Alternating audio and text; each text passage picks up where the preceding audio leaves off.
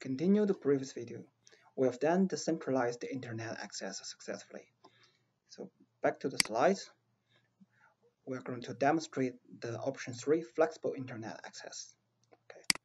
So what you need to do just for flexible internet access means we can do both local access or centralized internet access. Okay. So let's come back to the home page. First, we need to identify specific applications. Okay. So we go to the policy part. We can identify a new policy from the application group. So Huawei SDN-Campus support up to 6,000 application signature database. So we can create our own policies. Okay. For example, if I set up the ICMP application, so you can see we have two options for SA signature database, either for 6,000 plus or 500 plus, depends on different model of the router. Okay, so we will use the 500 plus because I have the lower model of the router. I will add the predefined application. For ICMP, just need to search. Okay, move to the right part, check that, click OK. Now, a customized applications has been defined here. Okay, so we're going to implement this application and in our traffic policy. Back to the traffic policy. So we need to firstly define the policy template management. The traffic classifier template. ICMP, give the same name. Create a new policy for access list. Priority 1. And we can set up the destination IP 8.8.8.8, okay, /32. So this new policy will be implemented to a specific site, and the application group we just implemented the customized defined to our policy for ICMP. For ICMP application only. Okay. Then we go back to the traffic policy.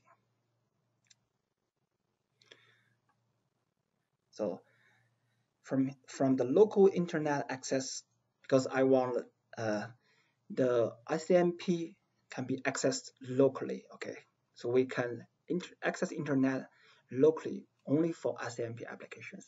So what I need to do, just add a new site. We will move the site to here and click next.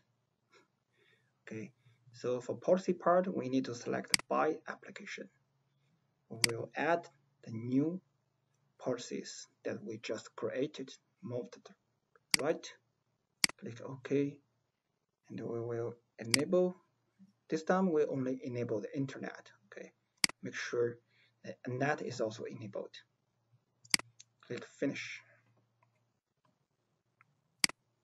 Okay, so as you can see, there is a new policy for site 2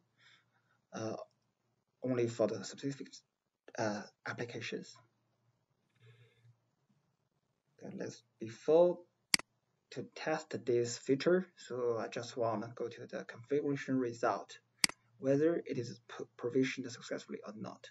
Okay, so success. We come back to the site 2, okay, and trace the same IP address. Can you see the difference? So before, when I trace the 8.8.8, so first we need to reach the hub site, then from the overlay tunnel to underlay tunnel. After that, we break out locally, okay, because we only set up the site 1 as a local breakout. And now, after create the new local breakout policy, so this time we will access internet locally. So let's open the access router 2 and check if the IP address for the AR2. Let me open a new command prompt for AR2. Display IP interface brief. Okay, remember that tunnel 0/0/2 is used for the local breakout. Okay, so this is the same IP subnet for AR2, which means to access the 8.8.8, which is Chuan the local internet access. So if I try to insert another subnet, for example, another DNS, so you see the next hop will be same as before.